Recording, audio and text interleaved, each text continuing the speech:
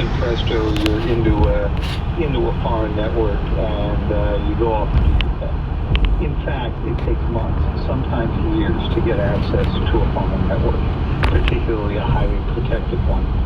And then you have to go establish your beachhead, begin to put in implants that can remain hidden, that conduct surveillance, and over time can be used to inject malware if you decide to do it. You have to keep it secret. You have to design a warhead that is likely to actually have some effect on the target. So it's a really complicated issue, which is why it took a few years to get into Iran's nuclear plants when Operation Olympic Games happened a decade ago, something you and I have talked about before.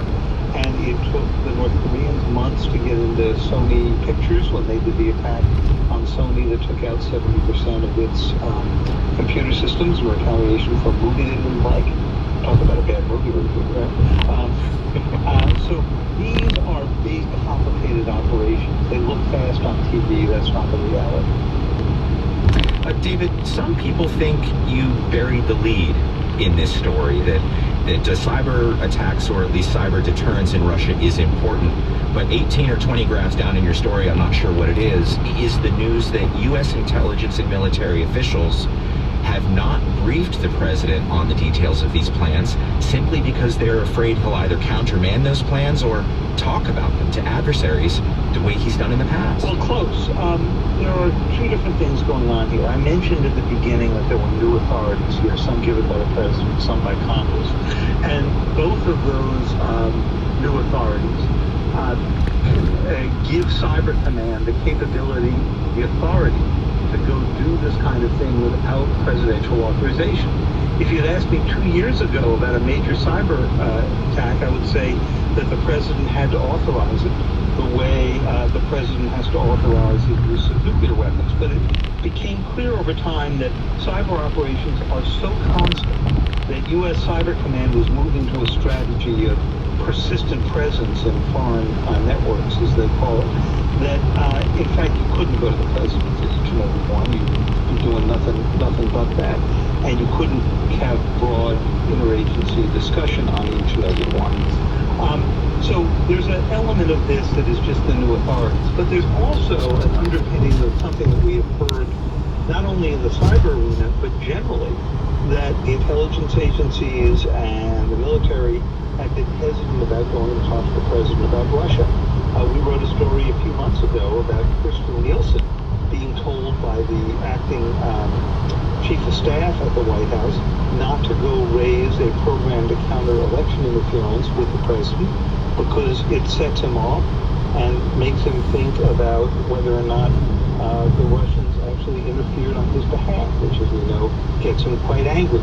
We know that the president revealed to the Russian ambassador and the Russian foreign minister during a visit that they took to the Oval Office in 2017, the day after Jim Comey was fired, sensitive details about a operation against a bomb maker terrorist in Syria, and that outraged the Israelis who had provided a lot of... But David, what are the implications, people listening to this, for intelligence and military operations that know, or at least think they know, that they can't read the president in on certain details because it might derail what they're doing? It's pretty fascinating. And I can't recall in the years that I have been covering national security, and it's been longer than I would like to admit, where we've seen a situation where there was a hesitance to go in, or at least to think hard about how you present something to the president so as not to set them off.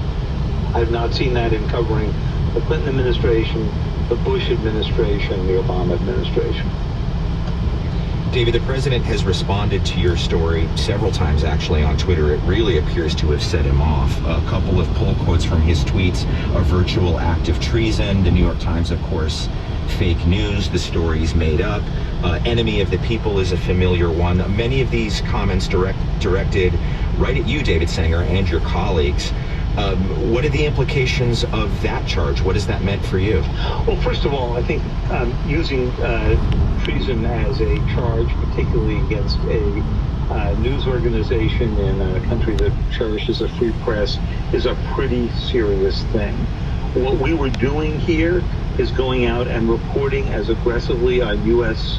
military and intelligence activities as we, in the cyber realm, as we report on the activities of foreign powers, the Chinese, the Russians, the Iranians, the North Koreans acting in the United States.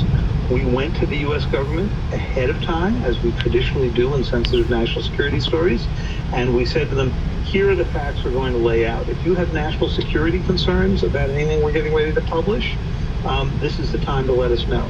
And they came back and said, we do not have concerns about this particular story. They did not confirm it or deny it, but they said they didn't have national security concerns about it. Has anyone, David, has came anyone... with another tweet saying the story was wrong, but he didn't say what part of it was wrong. David, has anyone discussed with you why the president is so angry? Is he angry that you gave up a national secret, or is he angry that you have a story detailing perhaps the embarrassing fact that he's out of the loop? They haven't discussed it with me, so it's anybody's guess, and he hasn't said. David Sanger is a national security correspondent for the New York Times. David, thank you so much once again. Great to be with you. Well, just ahead, an old murder case